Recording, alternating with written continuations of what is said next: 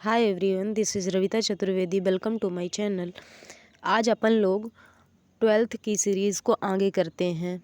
जैसा कि हम लोग जान चुके थे पहले के वीडियोस में कि means of partnership, means of partnership deed और डिफिनेशन ऑफ पार्टनर और main contest of partnership deed, ये हम समझ चुके थे। अब इसी के आगे जो सीरीज है हमारी चल रही है एब्सेंस ऑफ पार्टनरशिप डीड, जब साझेदारी संलेख नहीं होता है, जब समझौता साझेदारों के बीच नहीं होता। क्योंकि हमने जब पार्टनरशिप डीड पढ़ाया था तो उसमें बताया था कि पार्टनरशिप डीड बनाना ऐच्छिक होता है, कंपलसरी नहीं होता है। तो इसलिए जब ऐच्छिक है, अगर नहीं बनाया गया है तो किस प्रकार से साझेदारी चलेगी, किस प्रकार से साझेदारी में जो डिस्प्यूट होंगे उनको सॉल्व किया जाएगा, या जो भी प्रॉब्लम्स आएंगी उनको किस प्रकार से सॉल्व किया जाएगा, ये हम कैसे करेंगे अगर डीड नहीं बनाते हैं, डीड का अब्सेंस है। तो वही हम देखेंगे कि किस प्रकार से हम कार्य करेंगे या किस प्रकार से हम किस टर्म्स या किस रूल्स के अनुसार हम अपने पार्टनरशिप को चला पाएंगे। तो वही आज हम देखते हैं एब्सेंस ऑफ पार्टनरशिप या साझेदारी संलेख का अभाव में क्या होगा। जब साझेदारी संलेख हुआ ही नहीं होगा, समझौता साझेदारों के मध्य हुआ ही नहीं होगा किसी भी बात को लेकर के, तब क्या लागू होगा। तब साझेदारी संलेख के अभाव में क्या किया जाएगा, भारतीय साझेदारी अधिनियम 1932। तब कौन आएगा बीच में, बीच बचाव के लिए? भारतीय साझेदारी अधिनियम 1932 में धारा 13 से 17 तक जो भी नियम होंगे उनको लागू किया जाएगा जब साझेदारी संलेख का अभाव होगा, एब्सेंस ऑफ पार्टनरशिप डीड होगी। आई बात समझ में? तो यहाँ से क्वेश्चन रेज होता है कि जब साझेदारी संलेख का अभाव होता है तो क्या लागू होता है, किस प्रकार से साझेदारी चलाई जाती है। तो फिर हमारा उत्तर क्या होगा, भारतीय साझेदारी अधिनियम 1932 लागू होती है, उसके प्रावधान लागू होते हैं, उसके प्रोविजंस लागू होते हैं। तो इसमें हम अब देखते हैं कि अगर ये सिचुएशन होगी तो उसको हम किस प्रकार से हैंडल करेंगे साझेदारी अधिनियम 1932 के अनुसार। तो जिस प्रकार से पहला हम देख रहे हैं कि व्यवसाय में भाग लेने का अधिकार, right to participate in business. Business में पार्टिसिपेट हम कैसे करेंगे, अब कोई डीड ही नहीं भाई, तो क्या किया जाएगा। जब डीड अब्सेंस होता है तब सभी साझेदारों को व्यापार में कार्य करने के लिए या व्यापार के साझेदारी फर्म के प्रबंधन में, संचालन में भाग लेने का अधिकार होता है। कोई भी पार्टनर संचालन में और प्रबंधन में भाग ले सकता है, मैनेजमेंट एंड मेन एक्टिविटीज़ में, ऑपरेटिंग एक्टिविटीज़ में। फिर इसके बाद है दूसरा, कार्य में पूर्ण निष्ठा और ईमानदारी। तो due diligence and honesty in business. तो इसमें क्या है, कार्य में पूर्ण निष्ठा होनी चाहिए, ईमानदारी होनी चाहिए। ये नहीं कि कोई साझेदार बेईमानी कर रहा हो, छल कपट कर रहा हो, ऐसा नहीं करना चाहिए। सभी साझेदारों को पूर्ण निष्ठा, लगन और ईमानदारी से कार्य करना चाहिए, पूरी ईमानदारी से कार्य करना चाहिए। किसी को छल कपट नहीं करना चाहिए किसी के प्रति या व्यवसाय के प्रति। फिर इसके बाद है विवाद का निपटारा। तीसरा क्या है, सेटलमेंट ऑफ डिस्प्यूट। तो अगर साझेदारों के मध्य विवाद उत्पन्न हो जाता है, डिस्प्यूट हो जाता है, तो उसको किस प्रकार से सॉल्व किया जाएगा। तो किस प्रकार से किया जाता है, ये सहमति से किया जाता है, आपस में बहुमत लिया जाएगा। जिस तरफ का बहुमत होगा मत लिया जाता है डिस्प्यूट्स में, और जब बहुमत होगी, जिस निर्णय के लिए या जिस मत के लिए बहुमत होगी, ज़्यादा लोग सहमत होंगे, उसी मत को मान लिया जाएगा। या इस प्रकार से हम डिस्प्यूट का सेटलमेंट कर सकते हैं। जैसे 10 साझेदार हैं, उसमें से 8 साझेदार किसी एक मत में वोट कर रहे हैं कि नहीं ये होना चाहिए, और 2 साझेदार दूसरी बात पे एग्री हैं, तो वो 2 साझेदारों की बात नहीं सुनी जाएगी। यहाँ पे जब सेटलमेंट किया जाएगा डिस्प्यूट का, तब वहाँ पे बहुमत ली जाएगी, मतलब 8 साझेदारों की बात मानी जाएगी। फिर है चौथा, लाभ हानि अनुपात में, हाँ, लाभ हानि का अनुपात। तो लाभ हानि का अनुपात क्या है? प्रॉफिट शेयरिंग रेशियो क्या होगा? अभी तो हमने सल्लेख में देखा था कि 3 प्रकार से प्रॉफिट शेयरिंग रेशियो हो सकता है। या तो पहले से निश्चित हो कि कितने कितने अनुपात लेंगे, या तो बराबर, या तो कैपिटल रेशियो में जितनी जो पार्टनर कैपिटल लगाया होगा उसके अनुसार, उसके अनुपात में साझेदार लाभ हानि विभाजन करेंगे, प्रॉफिट शेयरिंग करेंगे। परंतु यहाँ पे क्या होता है जब डीड का एब्सेंस होता है, तब लाभ हानि अनुपात इक्वल होगा। तब क्या होगा? लाभ हानि अनुपात बराबर बराबर बांटा जाएगा। फिर इसके बाद है वेतन व कमीशन।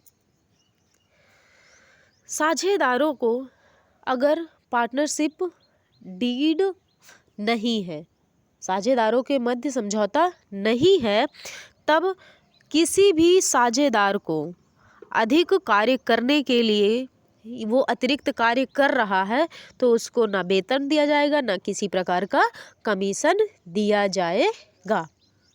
फिर इसके बाद है पूंजी पर ब्याज। तो पूंजी पर ब्याज भी किसी भी साझेदार को किसी तरह से नहीं दिया जाएगा, क्योंकि साझेदारी संलेख का अभाव है। फिर इसके बाद है ऋण पर ब्याज। तो interest on loan, interest on loan भी दिया जाएगा बच्चों। इसमें इंटरेस्ट ऑन लोन दिया जाएगा, तो कितने % दिया जाएगा यह भी तो निश्चित होना चाहिए कि अब कोई साझेदार, अच्छा इंटरेस्ट क्या लोन क्या होता है? तो लोन जो साझेदार अपनी कैपिटल से अतिरिक्त रकम साझेदारी फर्म को लगाए हैं या दिए हैं, उसको हम लोन कहते हैं। तो लोन यानी ऋण पर ब्याज वो पाएंगे। ऐसा नहीं कि पूंजी पर ब्याज नहीं पा रहे हैं, वेतन कमीशन नहीं पा रहे हैं, तो कुछ भी नहीं पाएंगे, ऐसा नहीं है। इंटरेस्ट ऑन लोन पाएंगे बच्चों। तो ये कैसे पाएंगे? 6% प्रति वर्ष की दर से, 6% पर एनम। कैसे पाएंगे? 6% पर एनम इनको इंटरेस्ट ऑन लोन पाने का अधिकार होता है जब साझेदारी फर्म का, जब साझेदारी संलेख का अभाव होता है तब। फिर इसके बाद है साझेदार का प्रवेश, एडमिशन ऑफ पार्टनर। तो साझेदार के प्रवेश में क्या होता है? अब कोई संलेख तो है नहीं, यानी कि वो बताया गया नहीं है कि साझेदार का प्रवेश किया जा सकता है कि नहीं किया जा सकता है। इसलिए यहाँ पे क्या होगा? सर्वसम्मति से।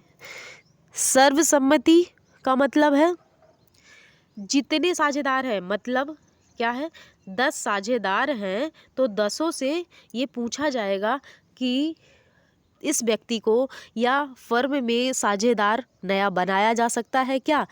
क्योंकि आवश्यकता है, जब आवश्यकता होगी तभी नए साझेदार को प्रवेश दिया जाएगा।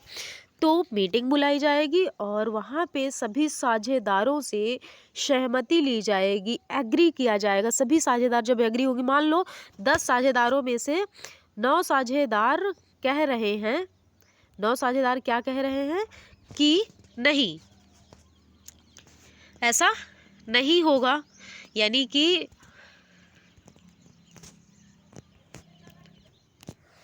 तो साझेदार का प्रवेश कैसे दिया जाता है?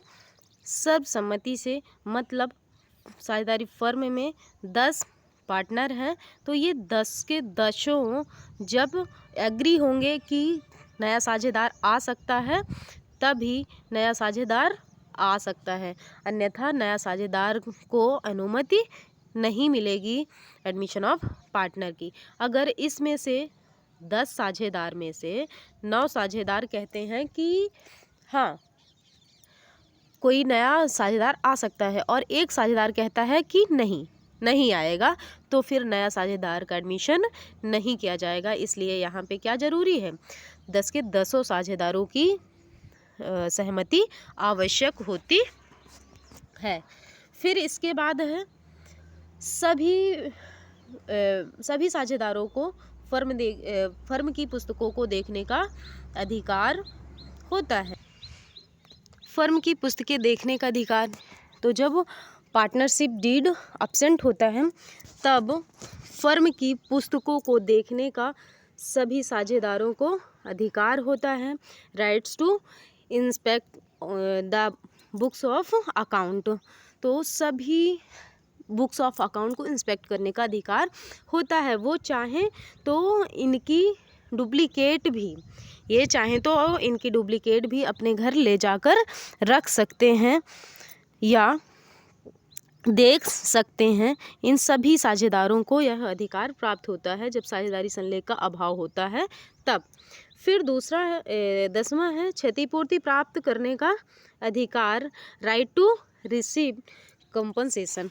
तो अगर कोई साझेदार फर्म को उचित रीत से चलाने के लिए या किसी भी प्रॉब्लम से बचाने के लिए कुछ खर्च करता है साझेदार, तो वह खर्च या वह व्यय प्राप्त करने का अधिकार साझेदारों को होता है, चाहे उन साझेदारों में से कोई भी साझेदार हो। अगर फर्म के संदर्भ में कोई खर्च किया है और संदर्भ ऐसा हो कि जिससे फर्म संकट से बच रही हो या किसी हानि से बच रही हो, तो उस कंपनसेशन को प्राप्त करने का अधिकार होता है साझेदारों को। फिर इसके बाद है साझेदार की निकासी, तो किसी भी पार्टनर को फर्म से नहीं निकाला जा सकता है जब तक इसके लिए कोई एग्रीमेंट नहीं हुआ होगा। हाँ, वह साझेदार स्वयं चाहे तो वो जा सकता है, परंतु अन्य साझेदार इसको निकाल नहीं सकते हैं। और सभी साझेदार की सहमति से कोई भी साझेदार रिटायर हो सकता है, रिटायरमेंट ऑफ पार्टनर। फिर इसके बाद है 12वां फर्म की संपत्ति का प्रयोग, यूज ऑफ बिजनेस असेट्स। तो फर्म की संपत्ति का साझेदारों को अधिकार नहीं होता कि वो यूज़ करे, साझेदारों को अधिकार नहीं होता है। साझेदारी फर्म को अवश्य ही अधिकार होता है क्योंकि वो उसकी संपत्ति होती है, तो फर्म के संदर्भ में ही संपत्ति का प्रयोग किया जाएगा, साझेदारों के लिए नहीं किया जाएगा या साझेदारों के हित में फर्म की संपत्ति का प्रयोग नहीं किया जाएगा। फिर आहरण पर ब्याज, इंटरेस्ट ऑन ड्राइंग, तो इंटरेस्ट ऑन ड्राइंग भी प्राप्त करने का अधिकार नहीं होता है किसी भी साझेदार को, यह भी नहीं प्राप्त कर पाएंगे। जिस प्रकार से इंटरेस्ट ऑन कैपिटल, सैलरी और कमीशन नहीं प्राप्त कर सकते, उसी प्रकार से इंटरेस्ट ऑन ड्राइंग भी नहीं प्राप्त कर सकते हैं। सिर्फ क्या प्राप्त कर सकते हैं? इंटरेस्ट ऑन लोन, वो भी 6% पर एनम, और P and profit sharing ratio equal होगा जब तक एब्सेंस होगा। बाकी सब हमने समझा दिया है।